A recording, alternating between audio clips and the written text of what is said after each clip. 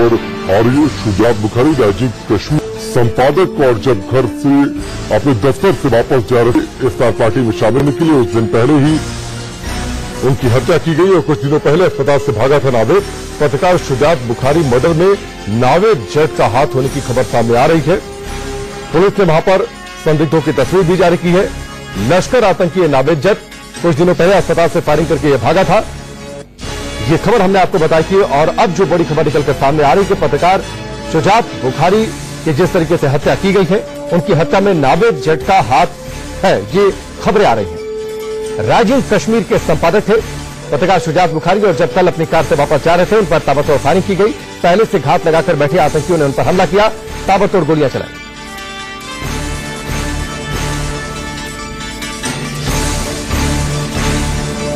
अजय जंजाल हमारे साथ जुड़ चुके हैं, साथ ही दिल्ली से सुमित चौधरी भी हमारे साथ जुड़े हुए हैं। सबसे पहले अजय, आपका रुख करते हैं। अब जो बड़ी खबर सामने आ रही है कि शुजात बुखारी की हत्या में नावेद जट का हाथ है। नावेद जट वही जो कि अस्पताल से भागा था फायरिंग करके।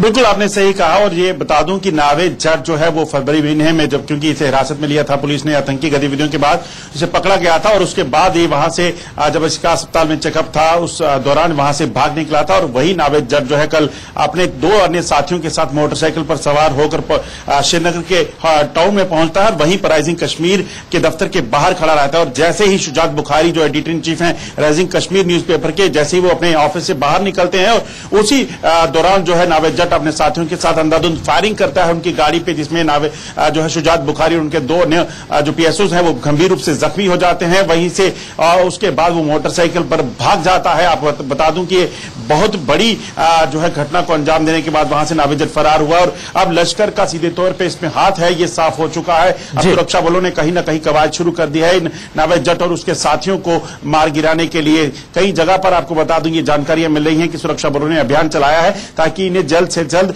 ढूंढ निकाला जा सके। आपको बता दूं शुजात बुखारी को पहले से ही जो है वो खतरा था और इसीलिए उनको पीएसओ भी मिले हुए थे, मगर कल उन्होंने सोचा भी नहीं था, वो दफ्तर से सिर्फ इफ्तारी के लिए निकले हैं और तुरंत बाहर घात लगाकर, क्योंकि शहर का मुख्य बाजार है जहां पर ये मीडिया एनक्लेव्स है, प्रेस एनक्लेव्स है, उसके ठीक बाहर जो है जब वो बाहर निकलते हैं वहां पर उनको निशाना बनाया जाता है, अंधाधुंध फायरिंग की जाती है, बिल्कुल मौका नहीं मिलता उनके सुरक्षा गार्डों को भी वहां से अपना मोर्चा संभालने का और इतने में वहां से आतंकी नावेद जट और अपने साथियों के साथ हमला करके फरार हो जाता है। जी चलिए अजय, मैं आपके पास लौट कर आता हूं। सुमित बने हुए हैं तरीके से हम लोग हैं आतंकी।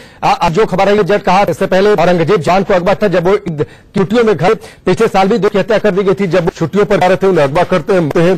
सीज फायर किया गया था भारत सरकार से, ये कहा गया था, लेकिन इन आतंकियों के लिए इसका कोई मतलब नहीं। इनका इलाज एक ही है, इनके खिलाफ सीज फायर नहीं होना चाहिए, सिर्फ गोली का जवाब गोली से होना चाहिए और शायद सरकार अब एक बड़ा ऑपरेशन लॉन्च करे। देखिए निश्चित तौर पर इस बात की चीजें जो हैं वो कल जब गृह मंत्री ने मीटिंग ली थी अपने घर पर, उस 45 मिनट की मीटिंग पे आर्मी चीफ हो, रॉ चीफ हो, आईबी चीफ हो, सभी ने अपनी तरफ से जो प्रेजेंटेशन, जो आंकड़े पेश किए उसमें साफ तौर पर कहा कि ये रमजान के दौरान करीबन 1 महीने के दौरान 42 बार से ज्यादा सुरक्षा बलों पर हमले हुए, लगातार उन पर ग्रेनेड दागे गए। तो अगर ये किया जाता है तो सुरक्षा बलों के मनोबल में काफी ज्यादा गिरावट आएगी। लेकिन सबसे महत्वपूर्ण बात यह कि ये 2 तस्वीरें की या ये 2 चीजें साफ दर्शाती है कि रमजान इन आतंकवादियों के लिए कोई मायने नहीं रखता, चाहे वो निर्दोष कश्मीरी हो, चाहे वो आर्मी जवान हो जो ईद मनाने के लिए अपने घर जा रहा हो, इनके लिए शायद रमजान, धर्म या ऐसी कोई चीज मायने नहीं रखती। तो लगातार तो सीज फायर वॉयलेशन को बढ़ाने की बात जो है वो कहीं ना कहीं एक अपने आप में धुंधली सी नजर आती है। और अगर आप देखें कि वो आंकड़े भी यही दर्शा रहे हैं और कल खास तौर पर फोर्सेस की तरफ से क्लियर कर दिया गया कि अगर एक्सटेंशन मिलता है सस्पेंशन ऑफ ऑपरेशंस को, यानी जो ऑपरेशन चलाए जा रहे थे कश्मीर में उन पर रोक लगाई गई, अगर उसको एक्स्ट्रा है तो कहीं ना कहीं नए जो होंगे आगे बढ़ सकती है। और खास सुमित जो झपकियां लेकर जाते हैं औरंगजेब की हत्या की पिछले साल तक की अगर बात तो मई 2017 में उमर फैज को इसी तरह से मारा था कि उन्हें 2017 में शोपियां टेरिटोरियल आर्मी के जवान अहमद उनको गोली मार कर रही थी, जो जवान उनको भी तो किस तरीके की छूट नहीं चाहिए, खुली छूट चाहिए, जिससे अब लगातार पिवट में ऑपरेशन हुए और उसका कहा कि बड़ी संख्या में आतंकी मारे गए। देखिए निश्चित तौर पर आतंकवादी इसको अलग करने की बात कर रहे हैं, वो उन्हीं कश्मीरियों को मार रहे हैं जो लगातार वहां से एक अलग राह या फिर एक तरक्की की राह के लिए निकलते हैं, चाहे वो आर्मी में हो, चाहे वो जर्नलिस्ट हो बुखारी या फिर कोई और भी हो, वो लगातार ऐसे युवाओं को टारगेट करते हैं जो अपने लिए एक बेहतर कल की चाहत रखते हैं, जो कश्मीर की बेहतर कल की। लेकिन ये साफ दर्शाता है कि ये आतंकवादी कश्मीर की भलाई नहीं, सिर्फ और सिर्फ इसको अलग थलग करना चाहते हैं, बर्बाद करना चाहते हैं। और ये तस्वीरें अपने आप में साफ दर्शाती है कि कैसे वो जर्नलिस्ट हो, चाहे वो आर्मी जवान हो या कोई और भी हो, उसको किस तरीके से घिनौनी तरीके से मारते हैं। बिल्कुल। और अजय, जो हमने तस्वीरें देखी औरंगजेब को जिस तरीके से विदाई दी गई, वहां पर जनाजे में बड़ी संख्या में लोग शामिल थे, ये करारा जवाब भी है कि दरअसल जम्मू कश्मीर और घाटी के लोग, जो आम जनता है, वो चाहते क्या है। ये जवाब है, करारा जवाब है आतंकियों को और साथ ही जो अलगाववादी हैं उनको भी।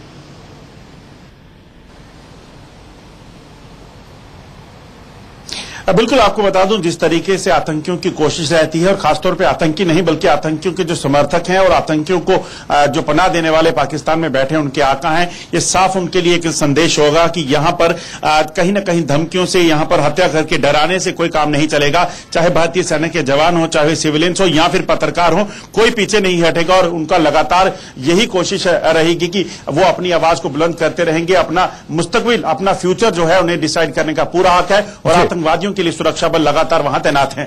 बिल्कुल, लगातार तैनात है। तस्वीरों की हमने बात की, तो आप दोनों हमारे साथ बने रहिए, आपके पास हम लौट कर आते हैं। दो तस्वीरें जरा दर्शकों को दिखा दें। दो तस्वीरें हम आपको आपकी टेलीविजन स्क्रीन पर दिखाते हैं। ईद से ठीक पहले जम्मू कश्मीर में आतंकियों ने एक अखबार के संपादक यानी राइजिंग कश्मीर के जो संपादक थे शुजात बुखारी, उनको मारा और पुंछ के रहने वाले सेना के जवान औरंगजेब की हत्या कर दी, जिस खबर की हम चर्चा कर रहे थे। और ये तस्वीरें बताती है कि आतंकियों का कोई धर्म नहीं, कोई मजहब नहीं होता। उन्हें ना तो रमजान से मतलब है, ना ही ईद से मतलब है। उन्हें इससे भी मतलब नहीं कि जिनको उन्होंने मारा वो जम्मू कश्मीर के ही रहने वाले थे। दो तस्वीरें आपकी टेलीविजन स्क्रीन पर है। शहादत को सलाम, आज औरंगजेब को विदाई दी गई और साथ ही आतंकी समीर टाइगर को जिस कमांडो के दस्ते ने मारा था उस ग्रुप का हिस्सा थे, और उनके जनाजे में बड़ी संख्या में लोग शामिल थे। तीन तस्वीर आपकी टेलीविजन स्क्रीन पर। पहली तस्वीर जवान औरंगजेब की, जो ईद की छुट्टियां मिली हुई थी, 4 दिन की छुट्टियां मिली हुई थी, अपने घर वापस आ रहे थे। पहले उन्हें अगवा किया जाता है, उसके बाद उनकी हत्या कर देते हैं आतंकी। दूसरी तस्वीर देखिए, ईद से पहले कैसे उनके घर में, उनके परिवार में मातम पसर गया। रमजान से पहले महापाप किया है आतंकियों ने। राइजिंग कश्मीर के संपादक थे, उनकी हत्या की गई, और उसके साथ ही उससे पहले औरंगजेब जवान को किडनैप करके मारा। ईद के बाद अब माना यह जा रहा है कि आतंकियों का सफाया होगा। जिस ऑपरेशन को रोका गया था, सीजफायर की बात कही गई थी, अब वो सीजफायर आगे नहीं बढ़ेगा। 27 दिनों की, जिस पर हम चर्चा कर रहे थे, 27 दिनों में इसके बावजूद कि भारत सरकार ने यह कहा था कि सीजफायर रहेगा, सीजफायर की बात कही गई थी, आतंकियों की नापाक हरकत नहीं रुकी। 57 से 58 बार, इससे भी ज्यादा बार आतंकियों ने हमला किया। अजय हमारे साथ जुड़े हुए हैं। अजय, इन आतंकियों को इससे भी मतलब नहीं, जम्मू कश्मीर की बात करते हैं, इन आतंकियों को इससे भी मतलब नहीं कि जो जवान को उन्होंने टारगेट किया वो खुद जम्मू कश्मीर के रहने वाले थे। इनका कोई ईमान धर्म नहीं, इन्हें किसी भी क्षेत्र से मतलब नहीं, ये सिर्फ आतंक फैलाना चाहते हैं।